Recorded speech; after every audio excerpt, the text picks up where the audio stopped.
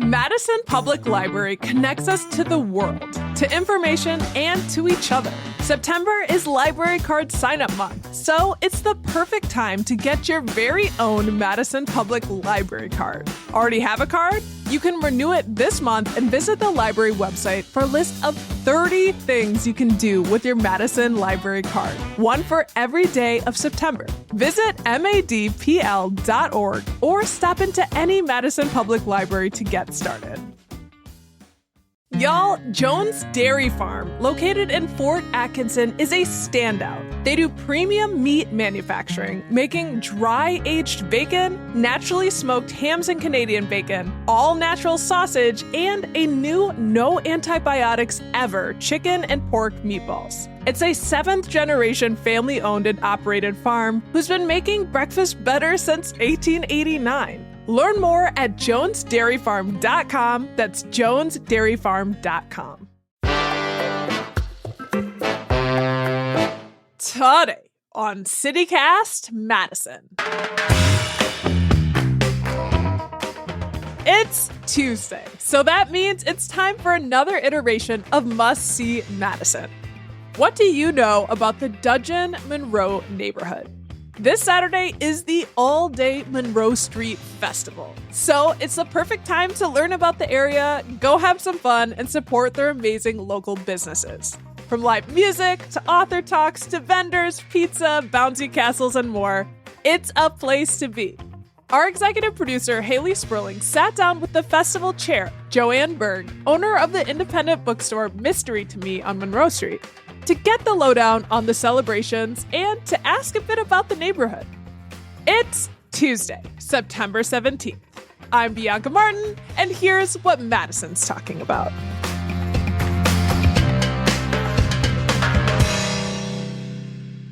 Joanne, thank you so much for being here with me today. I'm so excited to talk to you about the Monroe Street neighborhood, the festival that's coming up, and it's almost time for the Monroe Street Festival, which brings folks to, I think, one of Madison's, more unique neighborhoods.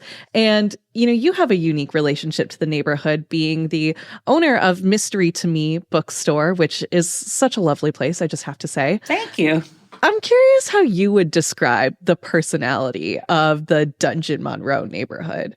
Oh, that's a really good question. I have lived in this neighborhood for 25 some years now, and it's a family-oriented community. It's really community-oriented. It's really about doing stuff for each other. One of the things that really brought that home was during the road construction on Monroe Street and then COVID. The amount of support we got from neighbors was just absolutely amazing. So yeah, I guess community is the main word. That's awesome. That's awesome. I'm curious, what are some of your favorite fellow businesses in the neighborhood and in the area? And if there are any hidden gems to the neighborhood that you like to show off whenever someone comes by? Well, this is such a vibrant street. I mean, Bravo Magazine just did a Women of Monroe Street spread just because so many of the locally owned businesses here are owned by women, which I think is really great. That's awesome. And we're almost all locally owned. Of course, Trader Joe's isn't, but they're part of the family. We love Trader Joe's. Yeah. I mean, so, people will come into the store and it's such a diverse audience that I think that a number of people will have, eating needs, like they want to go for someplace fancy. And of course, we have a lot of wonderful fancy restaurants. And then we also have pizza. Yes. So, yes. All of those places are great. And then there's people who like the gift shoppy kind of things. So there's the Good Day Shop, and there's Orange Tree Imports, and there's Artsy Fartsy. I love that. I know. So there's just a lot of unique kind of places. Art Gecko is another place where you can just find some really fun stuff. I mean, it really depends on the person asking, what they're looking for. Yeah, but guaranteed they can probably find whatever they're looking for is what seems like. I love it during the holidays because people say, if I can't get it on Monroe Street, I'm not going to get it at all. So they do all their holiday shopping on Monroe Street, which I think is really fun. There's so many different places. And, a lot of the spots that you mentioned, it seems like they really highlight local makers and, local artists. And, is that something that, you like to look for too, in your bookstore or? Yeah, well, we have a small space, but we do love to celebrate local authors and bring them in for events. And we used to do a lot of story slams. Fun. To celebrate local authors. We haven't done that for a while, but yeah, it's definitely part of our vibe. And so one of the goals of this festival is really to promote the local businesses that the neighborhood has to offer. Like, how would you describe the way that the neighborhood has grown and changed over the years? And I mean, how did Monroe Street become such a cool hub for all of these shops? Yeah, I don't know the real answer to that question. I think that the people who own the buildings have really wanted to have good local businesses inside. So I think that's a key part of it, just in the sort of economic sense of the word.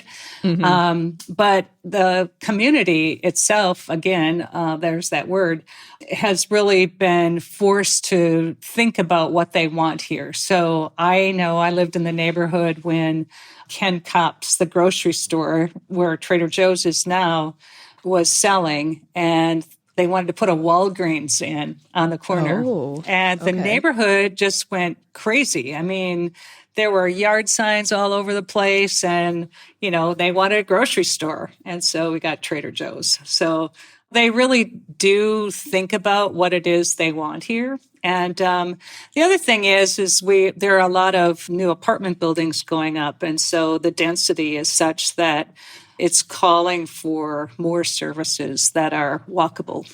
Would you classify Monroe Street as more of like a student-oriented area or not necessarily? Because you mentioned, it does have families and, younger adults out there as well, too.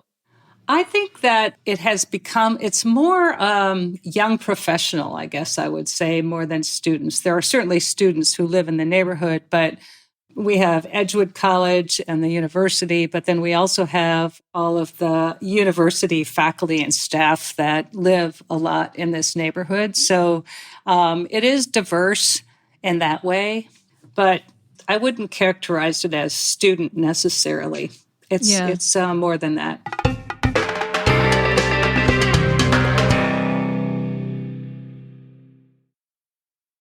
Now, two pigeons bemoaning the fact you can stream DirecTV satellite-free. These humans can stream all the top-rated national news channels on DirecTV, and now with no satellite dish. This just in. Weather, sports, election coverage. DirecTV has it all, but something is missing. The satellite dish. What are you doing? I'm reporting the news. Back to you, Bob.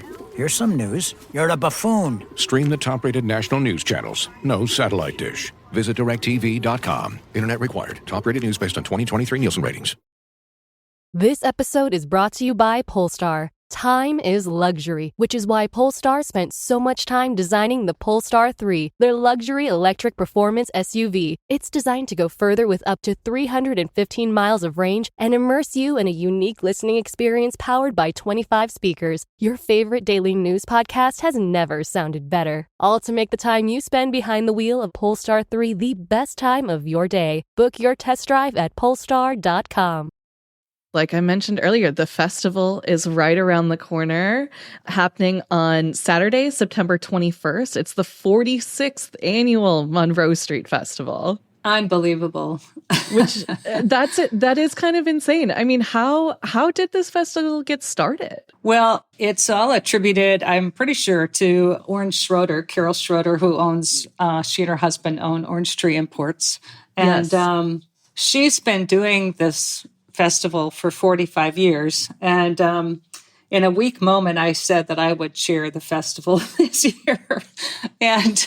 But she's been a great help. And we're bringing in some new acts and lots of music at Monroe Commons and then at the chocolate shop on the other end. So I just want to make really clear that Monroe Street, goes from, down by Camp Randall all the way down. But the festival itself will be on the 17, 18, and 1900 block, and then down on the 2500 block. So it's like both sides of Edgewood will be participating in the festival. So we really want people to experience both places. Yeah. And so what should people expect? What can folks get excited about for this festival? Well, in planning the festival with the committee, we talked to the merchants and the vendors about really offering an experience. I think that there's been a sense that it's more of a sidewalk sale and less of a festival. So we really want this festival community vibe that family with kids can, be at the bouncy castle, or they could have face paint, their face painted, or, families can eat at one of the restaurants or have pizza or go have a beer at Garth's. So there's just a whole lot of things. But like I said, it's going to be really fun because we really wanted people to have an experience. So, at Mystery to Me, we're going to have some authors there, and you can talk to the authors. And I'm not going to say much more because it's a secret. It's a mystery. It's a mystery. Of course.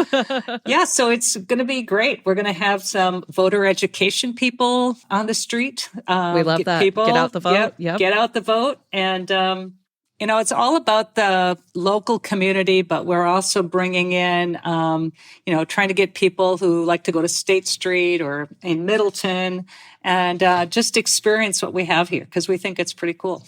Yeah, that's awesome. And you mentioned there's going to be some music. Do you guys have, is it one stage? Is there multiple stages? What's going on that front? So there are two stages. One is at Monroe Commons, and that is going to start out with theremin music by Mushka Yurku. I don't know if you know, that's the sound thing. Yeah, it's like that wand situation that makes kind of like the spooky noises. Yeah. Yeah. So he's going to kick us off at 10 o'clock. And then we have Fixed Income, a good rock band, and old like 60s and 70s rock. Dave Landau, a children's performer. We have Grand All Day, which is Irish music. And then we have a steel drum trio and Mad City Funk. Oh, cool. Yeah, that should be fun. And then down at the chocolate shop, we really have that stage more about dancing. So we have Midi Salsa, which is North African music, and they're excited to come. And they said that they like to get the audience involved and teach them how to do some of their dances. So that should be pretty fun. And then the Madison West dance team is going to do a few things to get them on stage and get them practiced. Scandinavian old time dance, which is really fun. That's a lot. There's a lot of dance. Yeah. Morris dancers and the Trinity Irish dancers. So that's the dance stage. And at the chocolate shop in the parking lot there will also be a kids' bouncy castle. So, fun. Yeah, I know. Have you ever been in one of those? Those are pretty fun. I can tell you, it's been a couple of years since I've been in a bouncy castle, probably for the better, Yeah, I know. Believe me, I know. I tried it once. I was dizzy. So we'll leave that one to the kids. So that's to say, it's a family-friendly event. Bring your kids. Exactly. What about pets? Do you guys try and say, like, keep the dogs at home, or is it everyone's welcome? We haven't said that before, so pretty much everyone's welcome. Okay, cool. We have the parking lane closed off on one side of the street, so it gives people a little more room to wander the sidewalks. And so it sounds like there's going to be a global display of at least dance. What can folks expect in terms of food?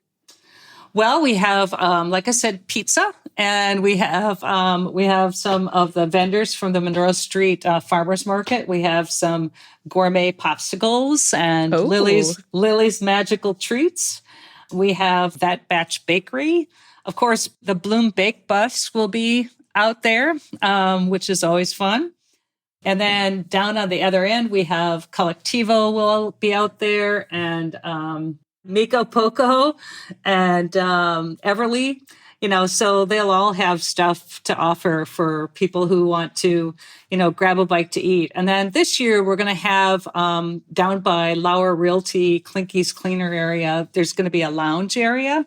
Oh, and so okay. people can grab a bite to eat. And we really wanted to make this about, again, community so that people could sit down in the lounge and talk to their friends and have a little nosh outside. So hopefully the weather will be fantastic. Yes, fingers crossed. That's always the question, right? I know. And what about beverages? Are you going to have beer and wine at this situation, or is it just purely NA? It's purely NA. You can certainly get beer at the various restaurants, wine, margaritas. The new restaurant on Monroe Street is Taco and Taberna. Yeah. They're owned by Pasquale's, and they have delicious margaritas. So I'm sure you could grab a couple of those. You don't have to tell me twice. Yeah. And then Garth's will be there, and all of the restaurants will serve alcohol. Of course, we're just not doing it outside. And so will a lot of the local businesses have their kind of like wares on the sidewalk? I know you guys said you wanted to move away from the fact that like people can perceive it as a sidewalk sale, but what can folks expect in terms of like the vendor situation? So a couple of the vendors that I mentioned from the Monroe Street Farmers Market, and then they include like Nakoma Hardwoods, places like that. The Good Day Shop will be having a vintage clothing sale. We'll have some books for sale, of course. And I know all of the stores will have, including an experiential kind of thing, they'll have some sales because, we really want people to support our businesses. And that's the way that happens. Of course. I mean, money talks, right? That's it. I'm curious too. I mean, you mentioned one new restaurant. Are there any other like new shops around the area that you're excited about? So there's the taco place. There's Camp Cantina is relatively new. That's all the way down on Monroe Street across from Camp Randall. Okay. The Kettle Black Kitchen is under new ownership, and they just put out a new menu, which looks fantastic. Oh, exciting. Yeah, and Sequoia, also under new ownership, is sushi. Haven't been in there yet with the new owners. There's Faith's Psychic Healing.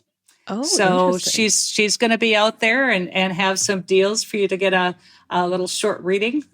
I love that. So, I mean, yeah. I love like tarot cards and all of that. Oh, yeah. She's fun got stuff. all that going on. She's really great. I really enjoy her. And Gallo Clothing. It's a men's clothing store, and it'll be right across the street from Hive, which offers some beautiful, more outdoorsy kind of stuff. So, yeah. Yeah. I love to hear about new retail opening because it just feels too. so few and far between, right? Yeah, exactly. Yeah. It's so exciting that that's happening on Monroe Street.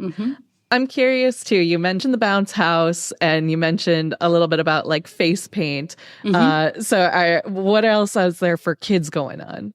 There's face painting. There's balloon art that will happen. There's some tattoos, some temporary tattoos you can get down at Sunny Boutique. So that's pretty fun. The bouncy castle is definitely the thing. There's a big draw. A photo booth. So we have a big balloon arch by Harrison Street, and there will be a photo booth. So you can take a selfie with your underneath the photo and have that sent to you. That's pretty fun. Love that. Kids love that. I mean, personally, I love that too. I'd like to think I'm an adult, but I love a photo booth. I love a nice photo op. I love that. That's so fun. Yeah. What other kind of like tips do you have for people who want to attend the festival? Like bring water or, don't miss out on XYZ. I think it's just really important for people to, if they're normally come to the east end of Monroe Street, which is where Mystery to Me is, make sure they get down to the other end, and vice versa. Yeah. We really want people to try both sides of Monroe Street because we really are a whole community. The Monroe Street Merchants Association is all of us. And so that's really great. The other thing I forgot to mention about kids is Creando, which is the exploratorium for kids Spanish-speaking daycare and schools. they're having a carnival, and that'll be at the Alvarado Realty parking lot. And they'll have games and face painting too, and lots of really fun activities for kids. That's awesome. So it sounds like there's just so much goodness happening on Monroe Street. Oh, thank you. I hope so. Well, thank you so much for taking the time to go through this whole roundup with me and get to know Monroe Street a little better. I'm so excited about the festival. You're going to be there, I hope. I will do my best. Absolutely. Stop in and see me. I promise I'll recognize you. Okay. Well, I'll see you there. Thank you so much. All right. Thanks a lot. Bye-bye. That's CityCast's Haley Sperling talking to Joanne Berg, chair of this year's Monroe Street Festival and owner of the independent bookstore Mystery to Me, located on Monroe Street. If you want to learn more about the festival, the Dungeon Monroe neighborhood, or Mystery to Me bookstore, head over to our show notes for some links.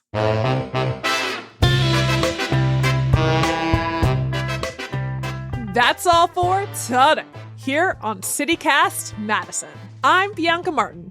If you enjoyed this show, why not share this episode with someone who truly appreciates the art of the bouncy castle? And or anyone new to Madison who might be interested in checking out our new hood. We'll be back tomorrow morning with more stories from around the city. Ciao.